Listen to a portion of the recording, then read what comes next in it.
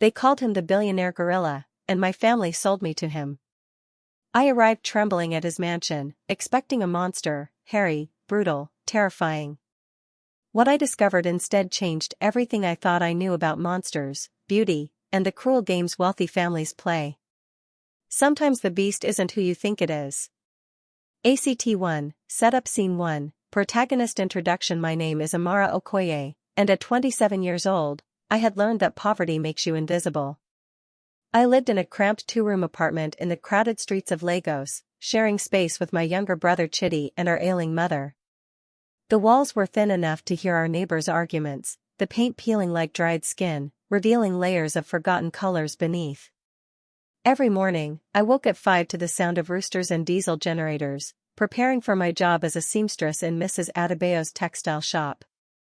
My fingers were constantly pricked with needle marks, small constellations of sacrifice dotting my hands. I earned barely enough to buy rice and beans, to afford mother's blood pressure medication, to keep Chidi in secondary school. But I never complained.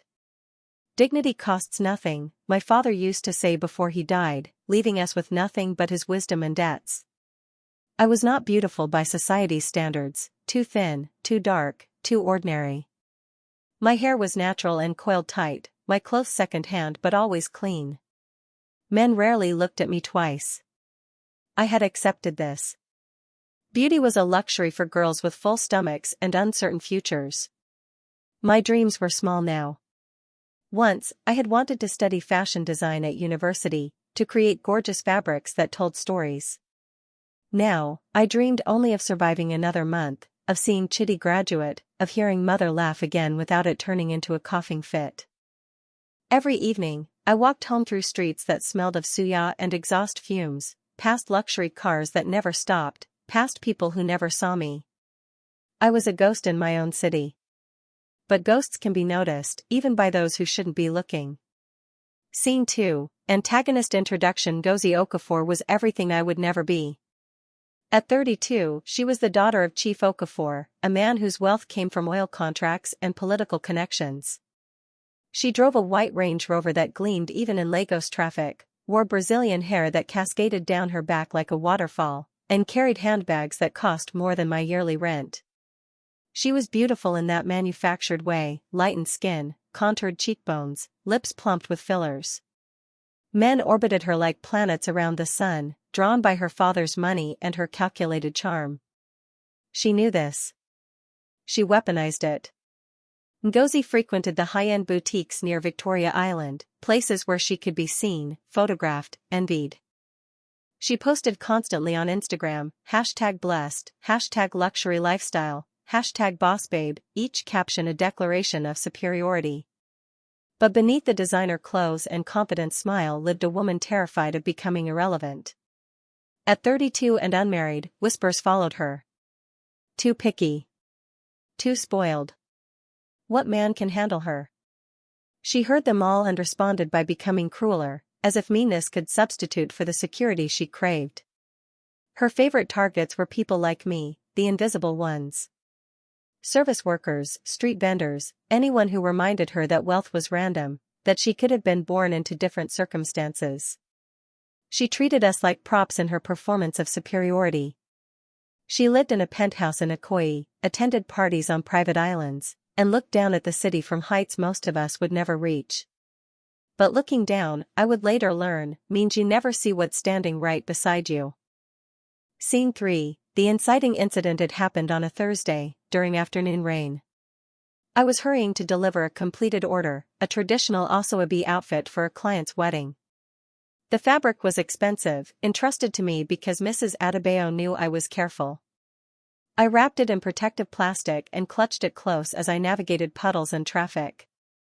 The rain came suddenly, as it does in Lagos, heavy, blinding, turning streets into rivers within minutes.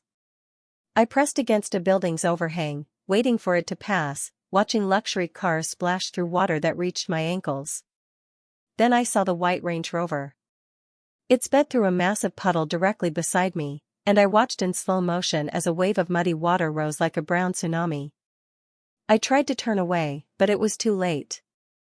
The water crashed against me, soaking my clothes, my hair, the the precious package in my arms. I gasped, stumbling, nearly falling. The fabric, I frantically checked, was wet despite the plastic, brown water seeping into white lace. The Range Rover stopped. The window rolled down, and Ngozi Okafor's face appeared, her expression a mixture of amusement and disdain. She wore oversized sunglasses despite the rain, her lips painted blood red. "Watch where you're standing," she said, her voice carrying that particular sharpness wealthy people use when addressing those beneath them. "This is a road, not your village well." I stood there, dripping, speechless. Other pedestrians stopped, watching. "You splashed me," I managed, hating how small my voice sounded. She laughed, a brittle sound like breaking glass. "And? Should I apologize for driving on a road? Maybe if you could afford proper transport, you wouldn't be standing in puddles like a rat." Heat flooded my face. Not anger, I had learned to swallow anger years ago. Shame.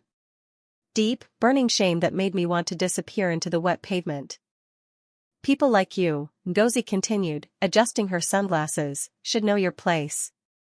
Walking around the nice parts of town, getting in the way. This is Victoria Island, not Ajagunal." Someone's phone was recording. I could see the light, could imagine the video already spreading. Poor girl humiliated by rich woman, watch till end. I said nothing. What could I say? She was right about one thing, I didn't belong in this neighborhood. I was just passing through, a ghost who had accidentally become visible. Nothing to say? Ngozi smirked. That's what I thought. Stay in your lane. The window rolled up. The Range Rover pulled away, leaving me standing in muddy water, ruined fabric in my arms, dignity pooling at my feet. The small crowd dispersed, returning to their lives. The rain continued falling. I stood there for a long moment, letting it wash over me, mixing with tears I refused to acknowledge. Then I continued walking. Because that's what poverty teaches you, you continue walking, even when every step hurts. Scene 4, secret observer introduced across the street, in a black Mercedes parked beneath a tree. Obi Nwosu had witnessed everything. He was 41 years old, though people often guessed younger. CEO of Nwosu Industries, a manufacturing empire his late father built from nothing. His net worth was calculated in billions, his influence felt across West Africa. Forbes featured him regularly. Presidents took his calls. But today he was simply sitting in his car, waiting for his assistant to complete a meeting at a nearby bank, when he noticed the white Range Rover and the girl at the roadside. He watched the water splash. Watched the cruel exchange. Watched the girl's shoulders curl inward, making herself smaller, trying to vanish. Something about her stillness struck him, the way she absorbed the humiliation without fighting back, without causing a scene. Not from weakness, he sensed, but from weary experience. She had been invisible so long that even in this moment of cruel visibility, she was trying to fade away. Obi knew that feeling. People forgot he hadn't always been wealthy. That his father started selling scrap metal from a wheelbarrow. That Obi wore second-hand school uniforms with patches on the elbows, that other children called him poverty boy, that he learned early how to become invisible to survive the mockery.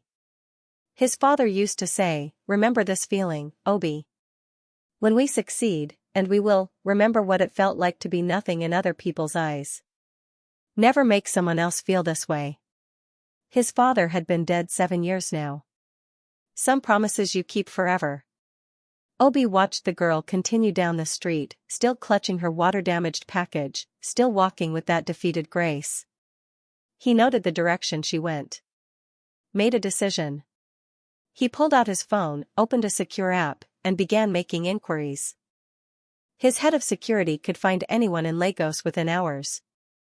All he needed was a starting point, the textile shop whose logo he'd glimpsed on her wet shirt. "Sir?" His assistant Emeka returned to the car, sliding into the passenger seat. "The meeting went well. We can proceed with the acquisition." "Good," Obi said absently, still watching the space where the girl had disappeared. "Emeka, I need you to make some discreet inquiries." There's someone I want to help. Emeka knew better than to ask questions when his boss used that tone. Of course, sir. What information do you need? But Obi was already calculating the right approach, the timing, how to help without humiliating her further. Because that was the challenge with poverty, sometimes help feels like pity, and pity is just another kind of cruelty. But that girl, he thought, had no idea her life was about to change. Not because of romance or rescue fantasies, but because Obi Nwosu remembered what it meant to be invisible. And he had sworn, long ago, to use his visibility to light the way for others. The rain continued falling. The city continued moving. And somewhere in its vast indifference, two lives had just begun their collision course towards something neither could yet imagine. ACT 2, Rising Action Scene 5, Aftermath and Daily Struggle. The fabric was ruined. Mrs. Adebayo stood in the shop, holding the water-stained lace with trembling hands. The wedding was in 3 days. The client had already paid. There was no time to order replacement material from the supplier. Amara, she said quietly, and that quietness was worse than shouting. This is 75,000 Nigerian nairas worth of fabric. I knew. I knew exactly. Ma, I'm sorry. I was caught in the rain, and a car, I don't care about cars or rain. Mrs. Adebayo set the fabric down carefully, like something dead. I care that you cost me a client. That client's friends would have come to me. Do you understand? This is my reputation. Please, Ma. Let me pay for it. Take it from my salary. I'll work extra hours. Your salary? She laughed bitterly. You earn 30,000 Nigerian nairas a month, Amara. It would take 3 months to repay this, and I need that money now to remake the outfit. 3 months. 3 months without income. How would we survive? Mother's medication alone cost 15,000 Nigerian nairas monthly. Chidi's school fees were due. Our rent, I'll give you 1 month's salary to compensate, Mrs. Adebayo continued. The rest will come from your wages over the next 2 months. 20,000 Nigerian nairas per month instead of 30,000 Nigerian nairas. Numbers swirled in my head, each one a small death. 20,000 Nigerian nairas. Impossible. We barely survived on 30,000 Nigerian nairas. But I nodded. Yes, Ma. Thank you, Ma. Because what else could I do? Quit? There were 100 girls who would take my position tomorrow. In Lagos, desperation was the most abundant resource. I worked until midnight that day, helping Mrs. Adebayo rush order new fabric, recut the pattern, restitch everything. My fingers bled from needle pricks. I barely noticed. When I finally reached home, Chidi was still awake, studying by candlelight to save electricity costs. Sister, you're late, he said, looking up. He was 16, all angles and growing bones, perpetually hungry, trying so hard to make us proud. I couldn't speak about it yet. Mother was asleep in the next room, her breathing labored even in rest. I checked her medication, only 5 pills left. The prescription was expensive. We'd have to cut other expenses. Maybe skip breakfast a few days. Maybe, stop, I told myself. Just survive tomorrow. Then the next day. That's all. I lay down on the thin mattress I shared with no one, staring at ceiling cracks that looked like rivers on a map, leading nowhere. Dignity costs nothing, my father's voice echoed. But survival costs everything. Scene 6, First anonymous gift. 3 days passed in a blur of work, worry, and rationed meals. Then, on Monday morning, I found the package. It was sitting outside our apartment door when I left for work, a simple brown box with no markings, no return address. Just my name written in neat handwriting, Amara Okoye. I glanced around the narrow hallway. Our neighbors were already gone, heading to their own struggles. No one was watching. Carefully, I opened the box.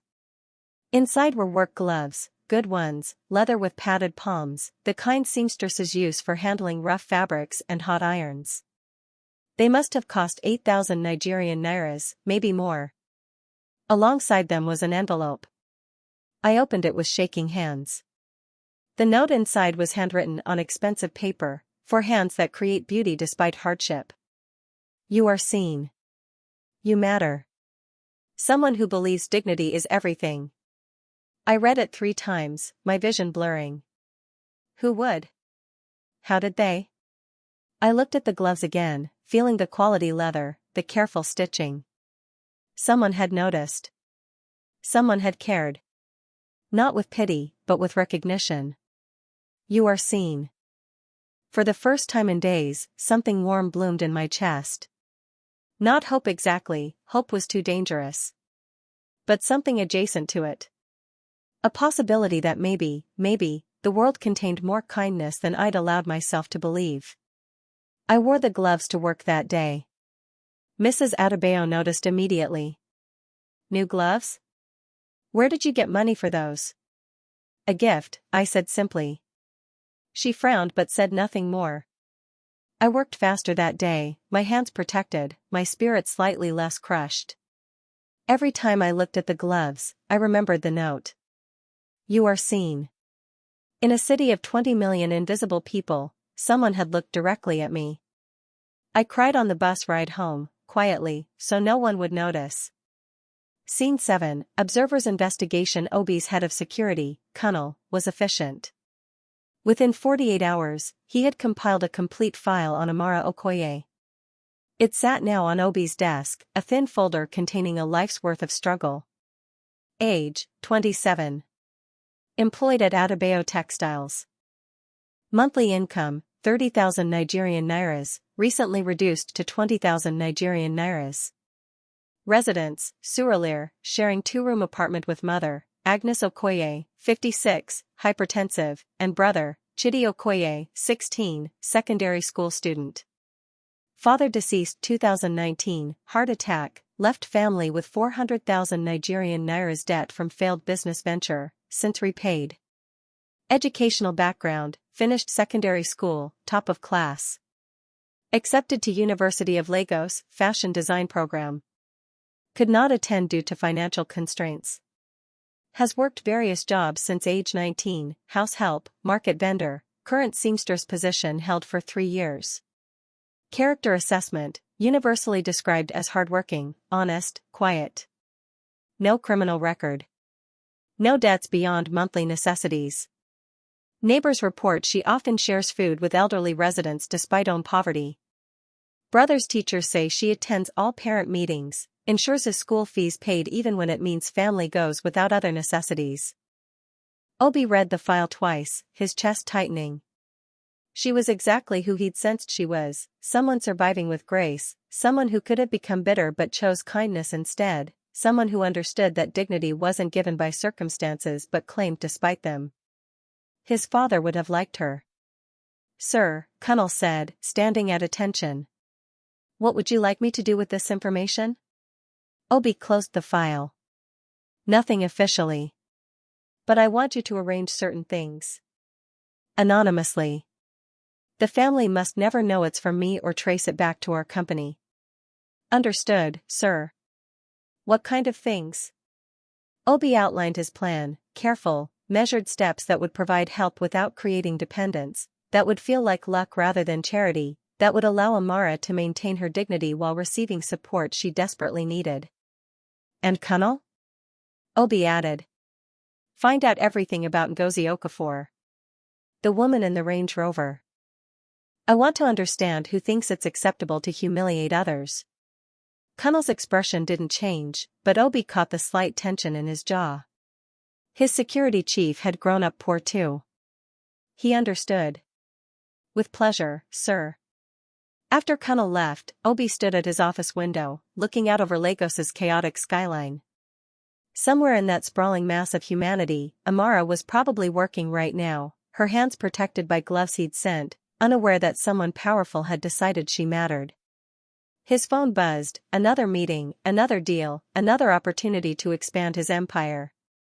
But for the first time in years, those felt less important than this, ensuring that one invisible girl knew she was worth seeing. Scene 8, antagonist escalates. Ngozi saw the video 3 days after the incident. Someone had posted it on Instagram with the caption, "Rich woman bullies poor girl in the rain, is this who we want to be?" Crying face. It had 50,000 views. The comments were brutal. "This is why people hate the rich. That poor girl did nothing wrong. Disgusting behavior. Someone find out who this is in the Range Rover." Ngozi's hand shook with rage as she scrolled. Already, people were comparing screenshots of her car to other photos online. Someone would identify her soon. This could ruin her reputation, affect her father's political ambitions, make her a social pariah. She called her father immediately. "Papa, there's a video, I've seen it," Chief Okafor said coldly. "My PR team is working on it." "But Ngozi, what were you thinking? In public? With witnesses?"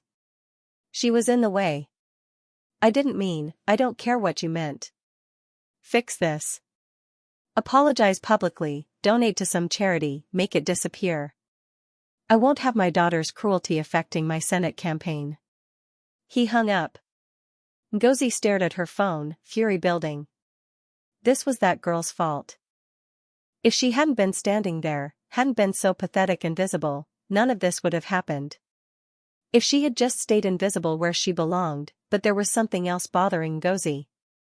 Over the next week, she kept seeing the girl around Victoria Island. At the textile shop she'd never noticed before. Walking with new gloves that looked expensive. Carrying lunch from a decent restaurant, not the cheap street food poor people usually ate. How was she affording these things? Ngozi made inquiries through her driver, who knew everyone in the area. He reported back, the girl was Amara something, worked as a seamstress, lived in Surulere. Nothing special. Nobody important. But somebody was helping her. Ngozi could sense it. The improvements were too sudden, too convenient. A terrible suspicion bloomed in her mind. What if the video had generated sympathy donations? What if that pathetic girl was profiting from Ngozi's moment of, well, it wasn't cruelty, it was just honesty, but what if she was benefiting while Ngozi suffered? The injustice of it consumed her.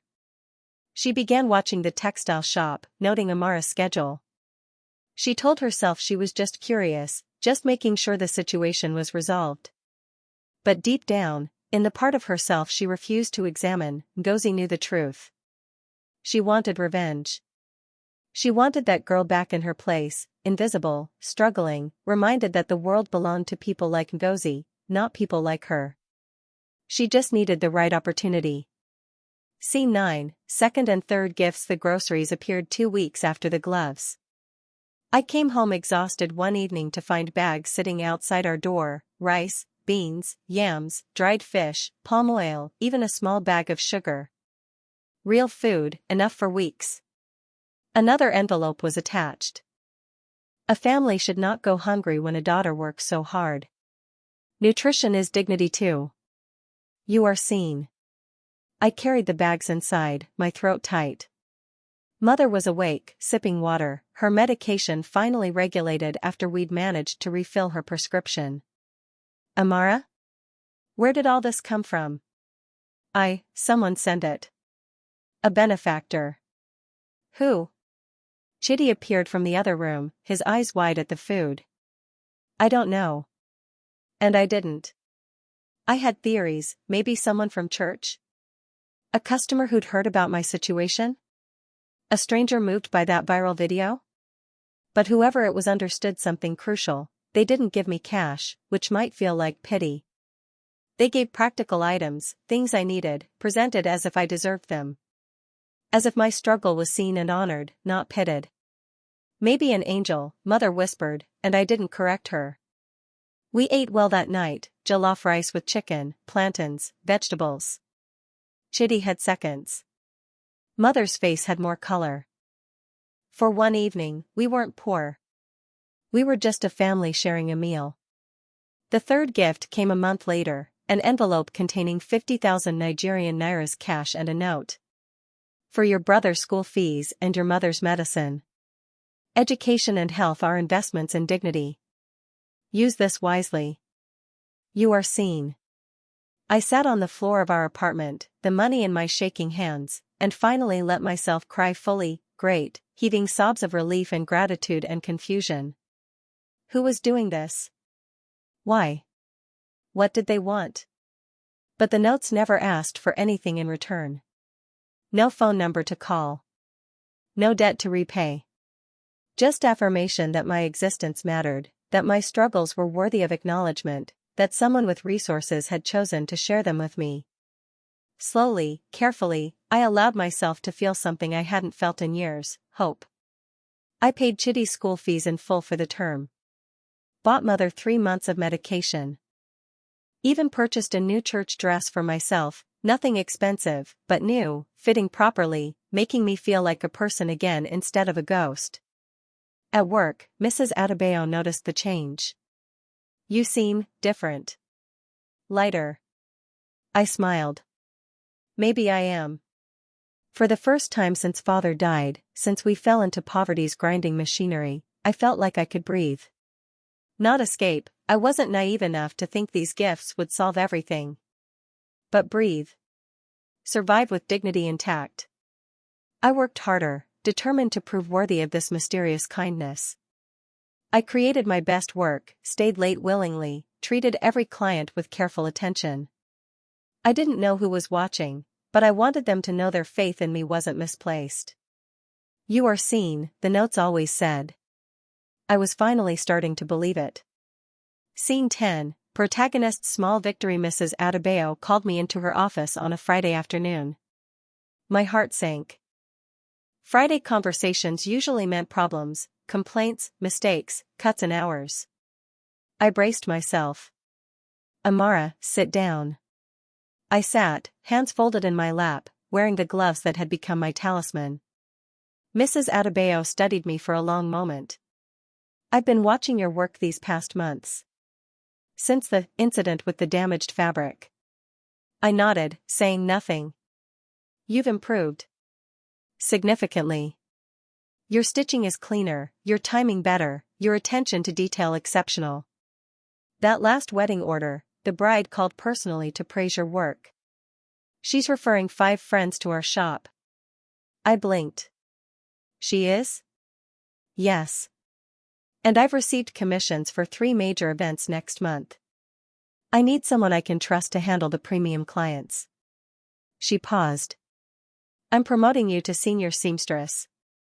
Your salary will increase to 45,000 Nigerian nairas monthly, effective immediately. The room tilted. 45,000 Nigerian nairas. That was possible to live on. More than survive, actually live. Ma, thank you. I won't disappoint you. I know you won't. That's why I'm investing in you. Mrs. Adebayo smiled, a rare expression. You remind me of myself at your age. Hungry, determined, but too proud to beg. Keep that hunger, Amara. It will take you far. I floated through the rest of the day. That evening, I bought chicken and ingredients for a proper celebration dinner. When I told Mother and Chitty actually hugged me, something he was usually too teenage cool to do. I knew you could do it, sister, he said fiercely. Mother cried happy tears. Your father would be so proud. For one perfect evening, we were happy. Genuinely, uncomplicatedly happy. I thought about the mysterious benefactor who'd helped me through my darkest moments. I didn't know if the gifts had directly led to this promotion, but they'd kept me afloat long enough to excel. They'd given me space to breathe, to focus, to become the worker Mrs. Adebayo had just rewarded. You are seen, the notes said. Finally, I was starting to see myself too, not as invisible Amara, ghost girl, poverty's victim, but as someone capable, worthy, rising. But of course, in Lagos, when you rise even slightly, someone always notices. Someone who resents your elevation from the place they assigned you. Someone like Ngozi Okafor. Scene 11, the sabotage. Ngozi had been watching. She'd seen Amara's new confidence, the way she walked differently now, shoulders back, head up. She'd heard about the promotion through her driver's gossip network.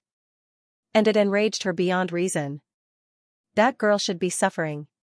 Should be broken. Should have learned her lesson about standing where she didn't belong.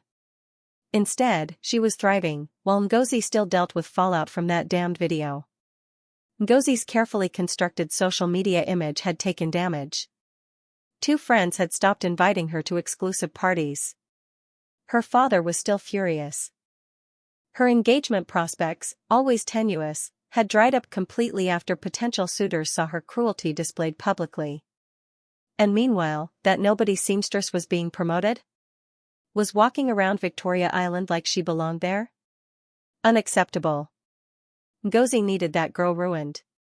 Properly ruined. Not just humiliated, destroyed. She spent 2 weeks planning. Her driver mentioned that Amara sometimes delivered completed orders to wealthy clients in Okoye and Victoria Island. Ngozi began tracking these deliveries, noting patterns, waiting for opportunity. It came on a Tuesday afternoon. Amara was delivering a heavily beaded evening gown to Mrs. Bankole, a diplomat's wife who lived in a massive compound near Ngozi's penthouse. Ngozi watched from her car as Amara entered the building, carrying the expensive gown carefully wrapped. Ngozi made a phone call. Mrs. Bankole? Yes, this is Ngozi Okafor, Chief Okafor's daughter. We met at the governor's reception. Yes, lovely. Listen, I have unfortunate information. That seamstress delivering your gown today? She's been known to steal from clients. My aunt used her shop and had 200,000 Nigerian nairas missing from her bedroom afterward. Yes, I know. I felt I had to warn you. Oh, I'd definitely check your valuables before she leaves. Yes, you're welcome. Just women looking out for each other. She hung up, smiling. Inside the building, Amara was presenting the gown to Mrs. Bankole, explaining the beadwork's details, the hand-stitching at the seams. Mrs. Bankole inspected it, seemed satisfied. Lovely work. Wait here, I'll get your payment. She left Amara standing in the vast living room, surrounded by expensive furniture, crystal vases, imported artwork. Amara stood perfectly still, hands clasped, not touching anything, barely breathing in this space so far above her station. Mrs. Bankole returned with cash and a strange expression. Before I pay you, I need to check something. Stay right there. She walked to her bedroom, returned holding her jewelry box. Opened it. Her face transformed from suspicious to furious. My diamond earrings. They're missing. They were here this morning. Amara's stomach dropped. Ma, I don't understand, you were the only person who came into my home today. The only stranger. My house staff have been with me for years. Mrs. Bankole's voice rose. Did you take them? No. Ma, I would never, don't lie to me. Mrs. Bankole grabbed her phone. I'm calling the police. And your employer. You people think you can come into our homes and steal from us? Please, I didn't take anything. I didn't even go near your bedroom. But Mrs. Bankole wasn't listening. She was already dialing, already convinced, already seeing only what she expected to see, a poor girl, an opportunity, a theft.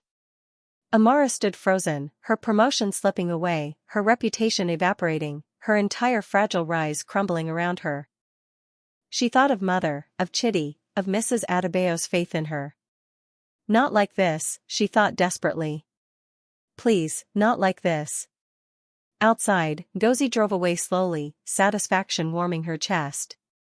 The video, the gossip, the consequences, all of it worth it to put that girl back in her place. Some people needed to remember where they belonged.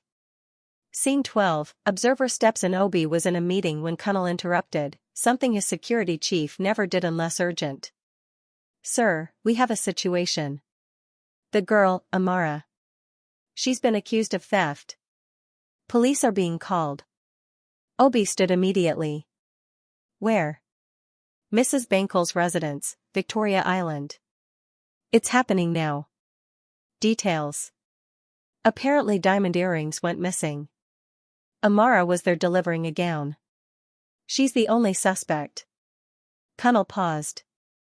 Sir, I took the liberty of checking Mrs. Bankel's security system remotely.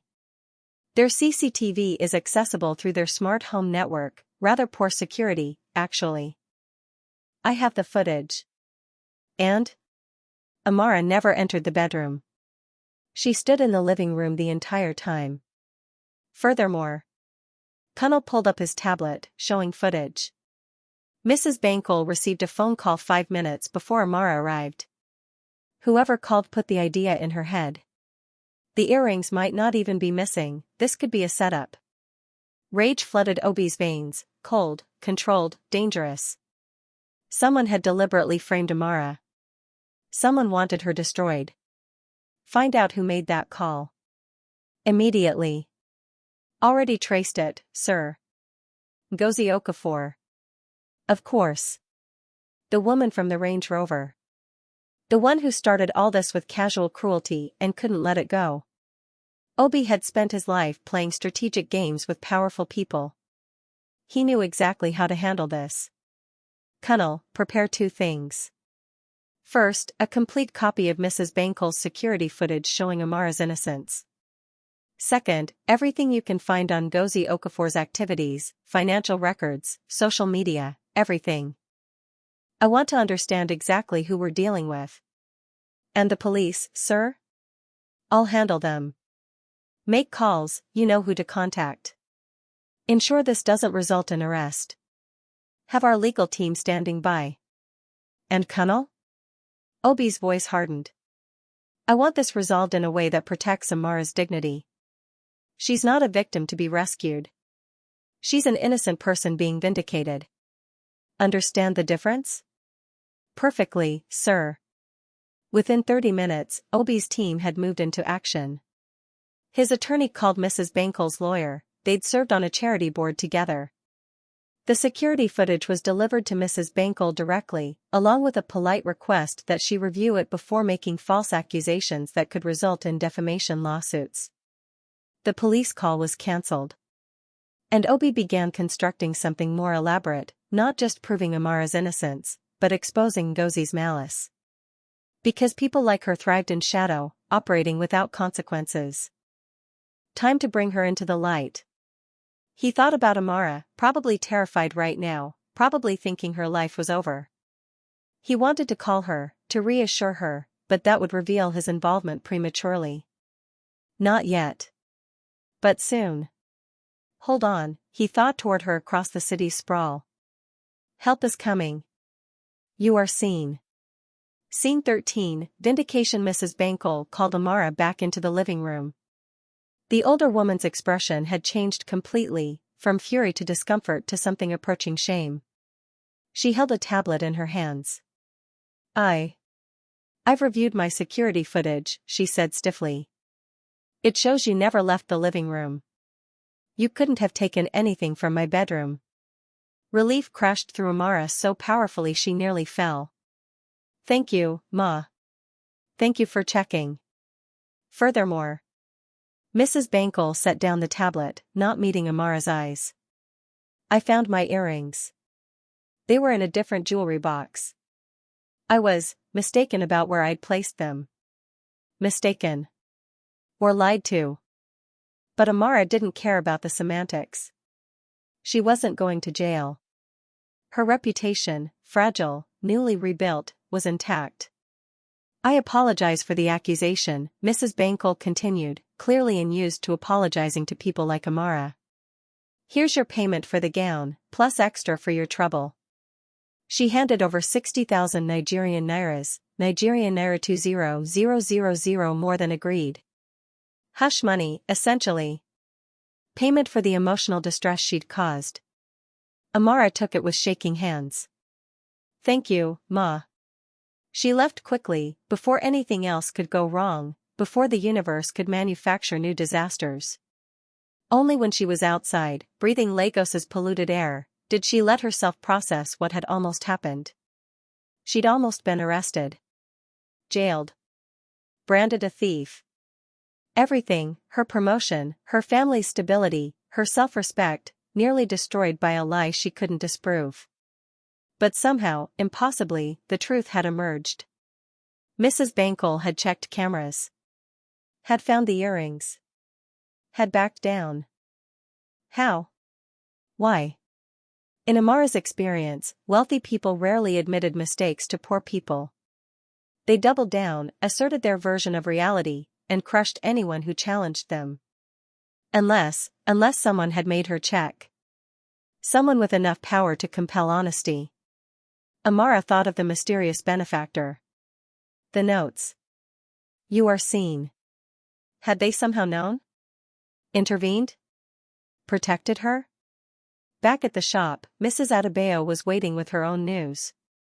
Mrs. Bankel called. Confirmed the situation was a misunderstanding. She's placing 3 more orders with us, for her daughters and nieces. More than orders, compensation. Someone had arranged this. That night, another note appeared outside Amara's door. False accusations cannot diminish true character. Your integrity protected you. Keep rising. You are seen. Amara held the note, tears streaming. Whoever you are, wherever you are, I see you too. And I'm grateful. But she still didn't understand the full picture. Didn't know that her benefactor was preparing something much larger. Didn't know that her life's trajectory was about to shift completely. Didn't know that sometimes being seen means being changed forever. ACT 3, Climax and Resolution Scene 14, Big Reveal. Set up. The invitation arrived 6 weeks after the false accusation. It was delivered by courier, a heavy cream envelope with embossed gold lettering, addressed to Amara Okoye. Inside was an invitation to the Nwosu Industries' annual charity gala, an event she'd read about in society magazines. Governors attended. Business moguls. Nollywood celebrities. The invitation included a handwritten note, your story deserves recognition. Come as my guest. You belong here. Formal attire will be provided, check your door tomorrow morning. Please attend. You are seen. Your guardian. Amara's hands trembled. This was him. Her mysterious benefactor. He was finally revealing himself. Terror and excitement warred in her chest. What if he expected something in return? What if this was all leading to some demand she couldn't fulfill? Rich men didn't help poor girls without wanting something, everyone knew that. But the notes had never been inappropriate. Never threatening. Only kind. Mother was thrilled. God has sent you an angel, Amara. You must go. You must thank him properly. Chitty was suspicious. Why would a rich man help you for months and only now want to meet? What if it's dangerous? Then I'll be careful, Amara said. But she'd already decided to attend. She needed to know. Needed to look in the face of the person who'd restored her faith in humanity. The next morning, a garment bag appeared with another package. Inside was an evening gown, deep emerald green, elegant and modest, clearly expensive but not ostentatious. Shoes. A small clutch purse. Even simple jewelry. Everything fit perfectly. He'd paid attention to her size, her style, her dignity. Amara stared at her reflection the night of the gala, barely recognizing herself. The dress made her look graceful, sophisticated.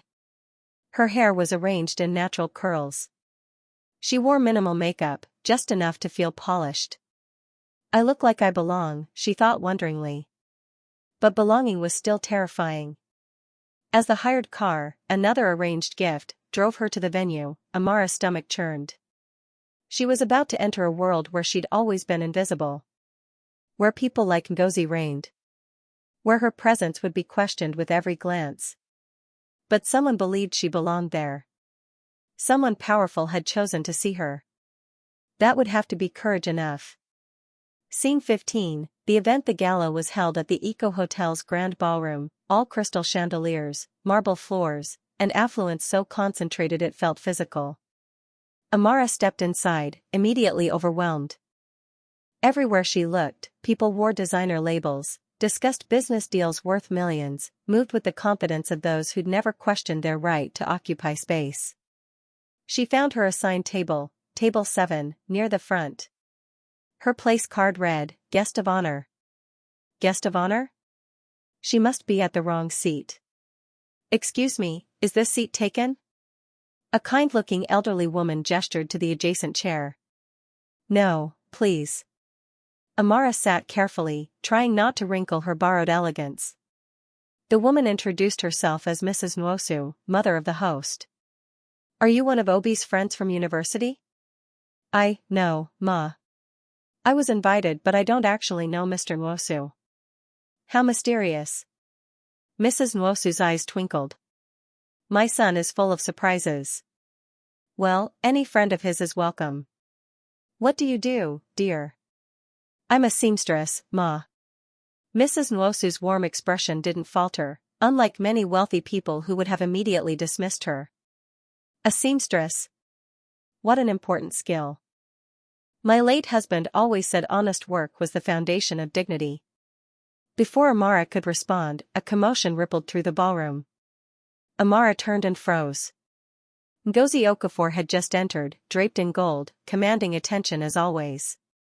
She scanned the room with proprietary satisfaction, her gaze sliding past Amara without recognition. The dress and venue had transformed Amara into someone Ngozi couldn't place. But then their eyes met. Recognition flickered across Ngozi's face, followed by shock, then fury. What is she doing here? Amara read the question clearly. She straightened her spine, refusing to shrink. She had been invited. She belonged here, at least for tonight. Ngozi started toward her table, malicious intent clear, but was intercepted by an event coordinator directing guests to their seats. She threw Amara one last venomous look before moving away. Amara's heart hammered. The night was already complicated, and her benefactor hadn't even appeared yet. Are you all right, dear? Mrs. Nwosu asked gently. You look like you've seen a ghost. Just, someone I'd rather avoid, Ma. Ah. Every party has a few of those. Mrs. Nwosu patted her hand. Don't let anyone make you feel you don't belong here. If my son invited you, you're exactly where you should be. The lights dimmed. A spotlight illuminated the stage. And Amara's entire world tilted. Because the man walking to the microphone, tall, dignified, radiating quiet power, was nobody she recognized, yet somehow, impossibly, she knew. Her guardian. Her mysterious benefactor. The man who'd seen her when she was invisible. Obi Nwosu. Scene 16, Identity Reveal. Good evening, Obi's voice carried across the ballroom, warm and commanding. Thank you all for attending Nwosu Industries' annual charity gala. Tonight, we celebrate not just business success, but the human stories that remind us why success matters. Amara couldn't breathe. This man, this billionaire CEO, was him? Had been watching her, helping her, protecting her? This year, Obi continued, I want to share something personal. Many of you know my father built this company from nothing. What fewer know is what that nothing looked like. My father pushed a wheelbarrow of scrap metal through Lagos streets. I wore patched uniforms to school. Children called me poverty boy. Teachers assumed I'd amount to nothing. The ballroom had gone completely silent. One day, when I was 12, a wealthy man splashed mud on my father and me from his car. Deliberately. He laughed. Said we should stay in the gutters where we belonged. Obi's jaw tightened at the memory. My father didn't retaliate. He just cleaned us both off and said, Obi, remember this feeling. When we succeed, and we will, never make anyone else feel this way. Amara's eyes filled with tears. She understood now. Completely. My father died 7 years ago, Obi said. But I keep that promise. I look for people who society renders invisible, people with dignity, character, resilience, and I try to see them. Really see them. His gaze swept the crowd and landed on Amara. Held. 2 months ago, I witnessed something that reminded me why this matters. I saw a young woman humiliated publicly, splashed with muddy water, mocked for her poverty, dismissed as worthless. I saw her absorb that cruelty with grace. Continue working. Keep her dignity intact despite every reason to lose it. Murmurs rippled through the ballroom. Some guests were looking around, trying to identify who he meant. I decided to help her, Obi said simply. Anonymously. Small gifts. Protection when she was falsely accused. I wanted to ensure that her character, which our society works so hard to crush in people like her, could flourish. That her resilience would be rewarded, not punished. He stepped down from the stage, walking directly toward Amara's table. The spotlight followed him. Amara Okoye, he said, stopping before her. Would you please stand? She stood on shaking legs, every eye in the massive ballroom fixed on her.